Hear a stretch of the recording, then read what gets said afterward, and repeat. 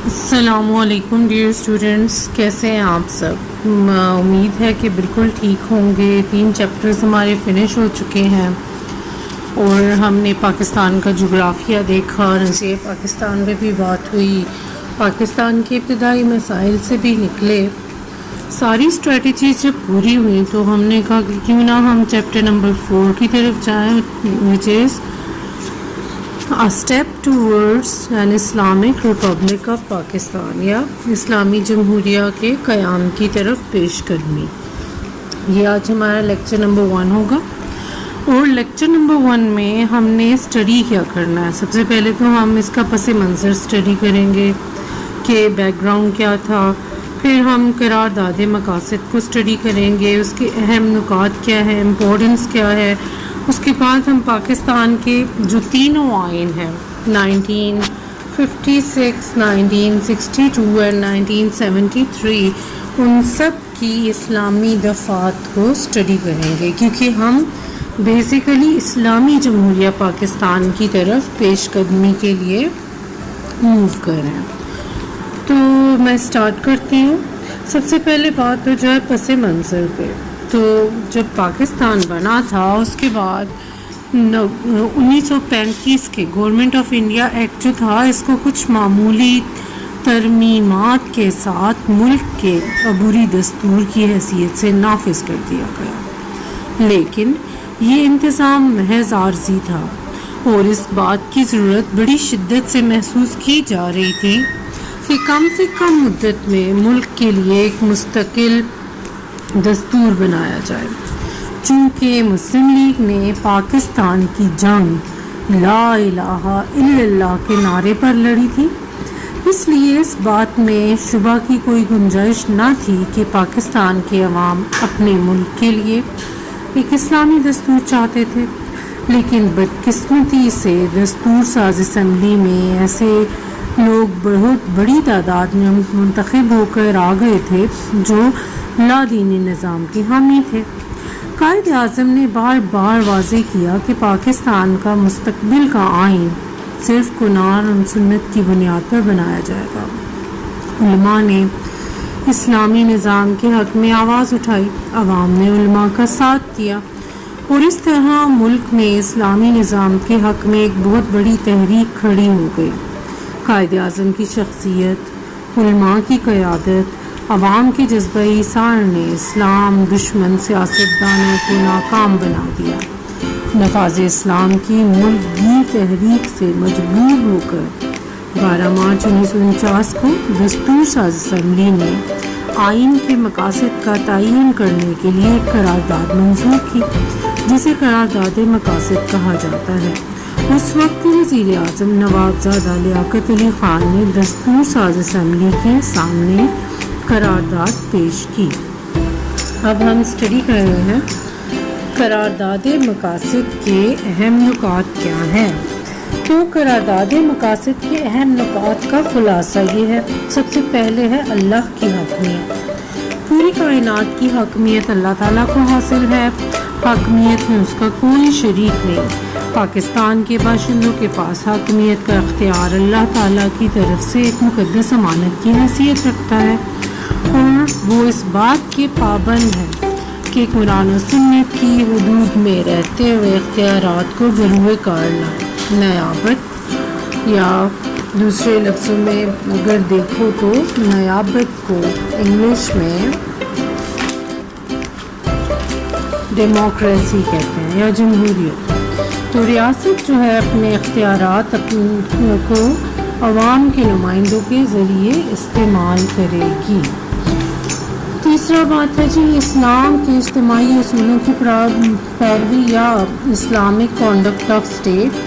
اسلامی تعلیمات کے مطابق جمہوریت، آزادی، مساوات، رواداری اور اجتماعی انصاف کے اصولوں پر عمل کیا جائے گا۔ اسلامی زندگی کا فروغ اور promotion of Islamic way of life.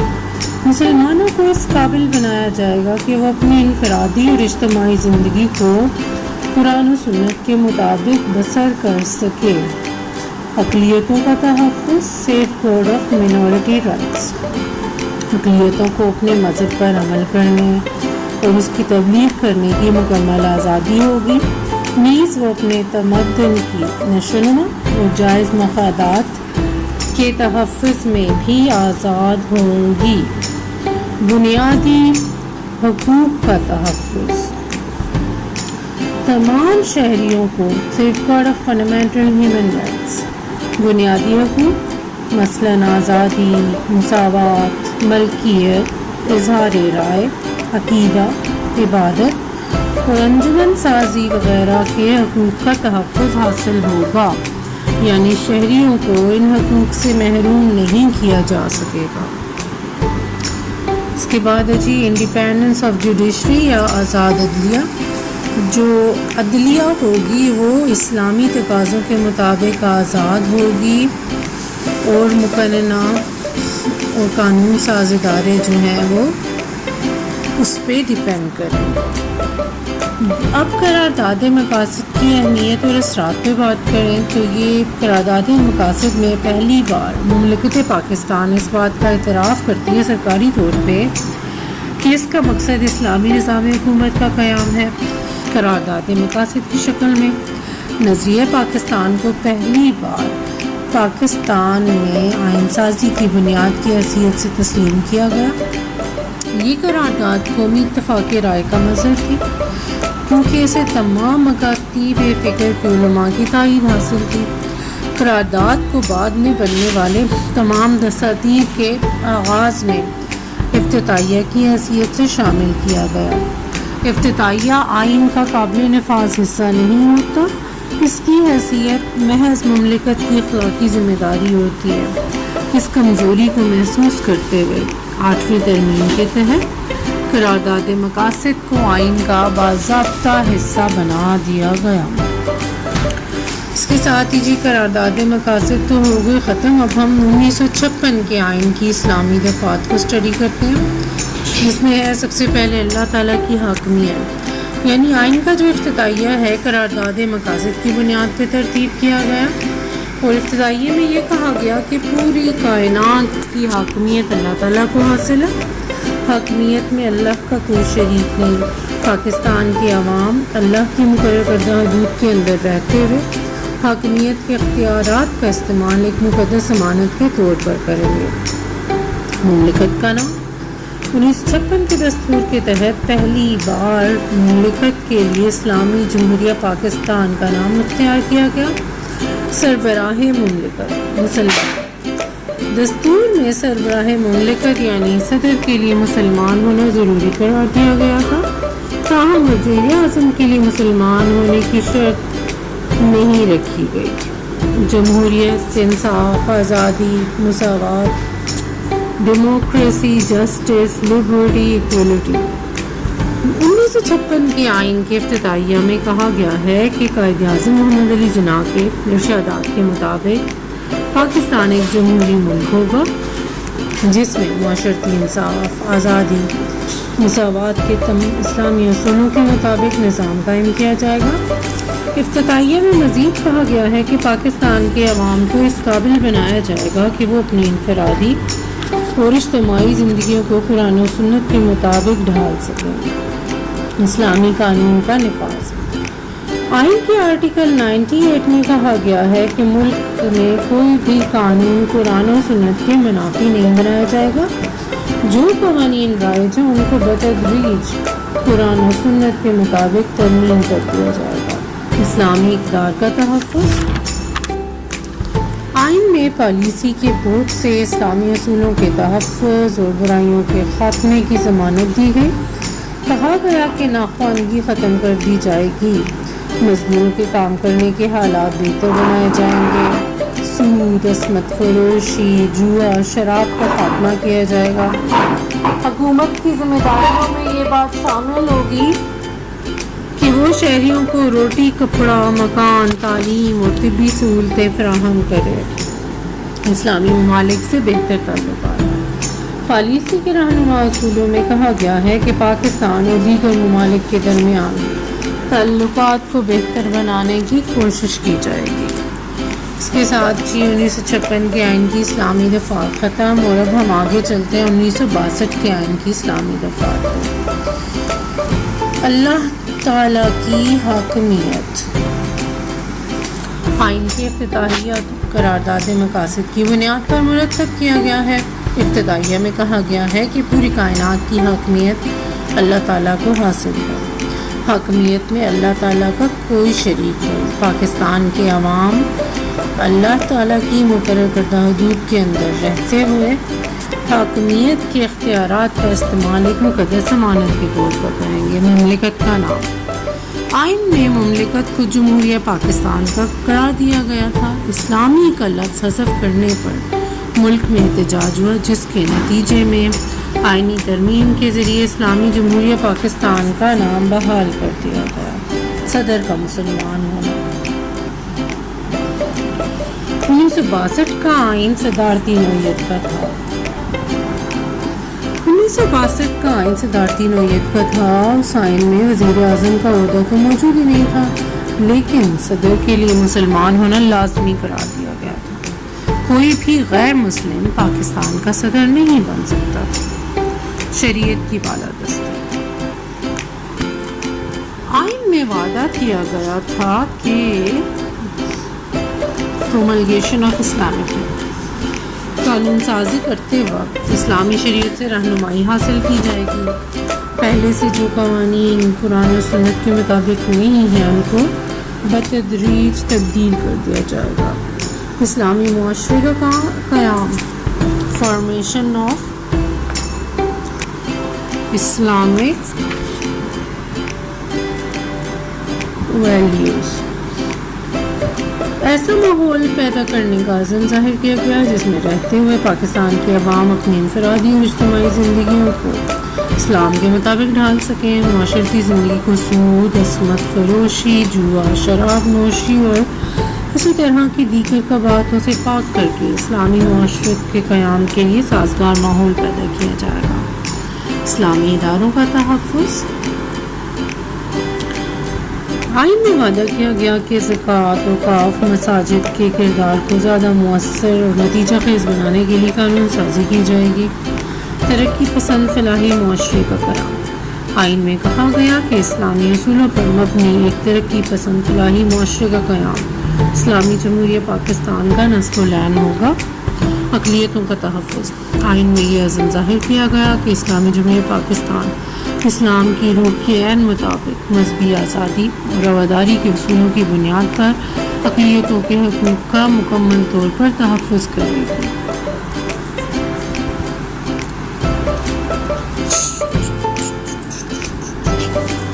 ادارہ تحقیقات اسلامی کا قیام۔ اسلام کی روشنی میں نئے پیدا ہونے والے مسائل کا حل تلاش کرنے کے لیے اسلامک ریسرچ انسٹیٹیوٹ کے نام سے ادارہ قائم کیا گیا۔ اسلامی مشاورتی کونسل۔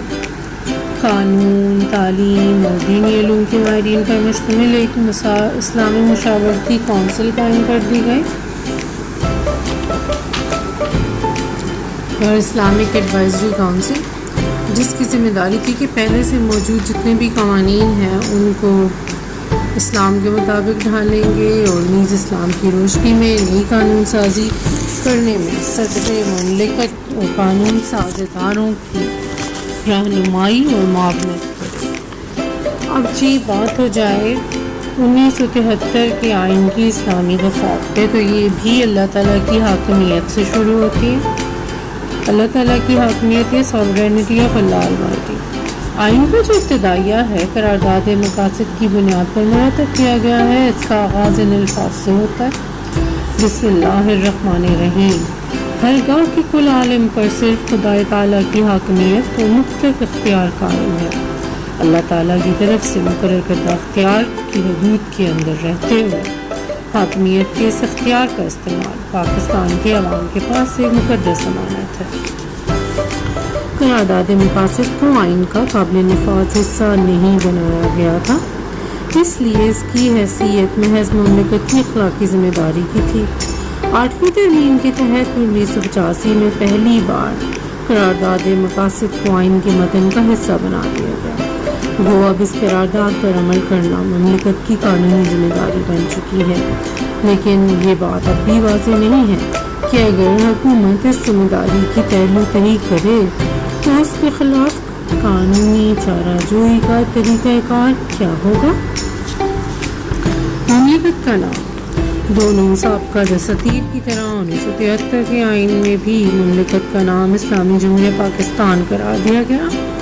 سرکاری مذہب 1973 کے آئین میں وضاحت سے درج کیا گیا کہ مملکت کا سرکاری مذہب اسلام ہوگا۔ دونوں سابقہ دساتیر میں یہ وضاحت موجود نہیں تھی۔ صدر اور وزیر اعظم کا مسلمان ہونا 1973 کے آئین کے تحت صدر اور وزیر اعظم دونوں کا مسلمان ہونا ضروری قرار دیا گیا ہے۔ 1956 کے آئین میں صرف صدر کا مسلمان ہونا ضروری تھا۔ 1962 کے آئین میں وزیر اعظم کا عہدہ موجود نہیں تھا، تاہم صدر کا مسلمان ہونا ضروری تھا۔ مسلمان کی تعریف، ڈیفینیشن آف مسلم۔ 1973 کے آئین میں پہلی بار مسلمان کی واضح طور پہ تعریف کی گئی ہے۔ یہ تعریف دستور کے تیسرے گوشوارے میں صدر اور وزیر اعظم کے حلف کی صورت میں آئین کا حصہ بنا دی گئی، اگرچہ اس تعریف کی روح سے حضور نبی کریم صلی اللہ علیہ وسلم کی ختم نبوت پر ایمان نہ رکھنے والے از خود دائرہ اسلام سے خارج ہو جاتے ہیں، تاہم اس کی مزید وضاحت اسی آئینی ترمیم کے ساتھ کی گئی جس کے تحت قادیانی اور لاہوری مرزائیوں کو غیر مسلم اقلیت قائم قرار دیا گیا ہے۔ اسلامی معاشرے کا قیام، establishment of an Islamic society. دستور کے ابتدائیہ میں پاکستانی عوام کی خواہش کا اظہار کیا گیا ہے کہ وہ جمہوریت، آزادی، مساوات، رواداری اور معاشرتی انصاف کے اصولوں پر مبنی نظام قائم کرنا چاہتے ہیں جو اسلام نے مقرر کیے ہیں۔ پالیسی کے اصولوں میں کہا گیا ہے کہ پاکستان کے مسلمانوں کی زندگیوں کو اسلام کے سانچے میں ڈھالنے کے لیے اقدامات کیے جائیں گے، انہیں ایسے مواقع باہم پہنچائے جائیں گے کہ وہ زندگی کے اسلامی تصور سے آشنا ہو سکے۔ آئین کے آرٹیکل 227 میں کہا گیا ہے کہ موجودہ قوانین کو طے شدہ اسلامی اصولوں کے مطابق ڈھالا جائے گا اور کوئی ایسا قانون نہیں بنایا جائے گا جو اسلامی اصولوں کے خلاف ہے۔ پالیسی کے اصولوں میں یہ بھی کہا گیا ہے کہ حکومت قرآن مجید اور اسلامیات کی تعلیم کو لازمی قرار دینے کی کوشش کرے گی، عربی سیکھنے کی حوصلہ افزائی کی جائے گی اور اس بات کی اہتمام بھی ہوگا کہ قرآن مجید کی طباعت اغلاط سے پاک ہو۔ اسلامی اداروں کا اور اسلامی اقدار کا تحفظ، preservation of Islamic institutions and values۔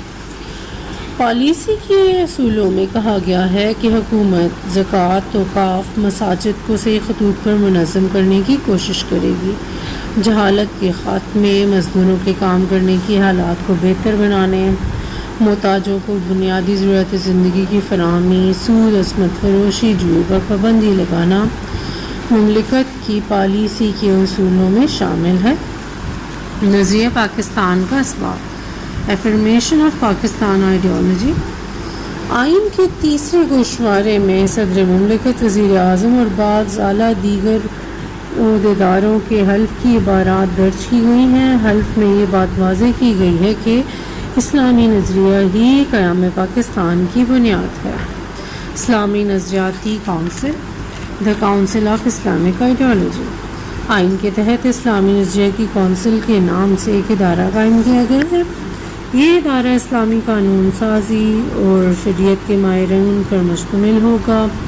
اسلامی نظریہ کی کونسل قوانین کو اسلام مطابق ڈھالنے میں قانون ساز اداروں کی رہنمائی کرے گی۔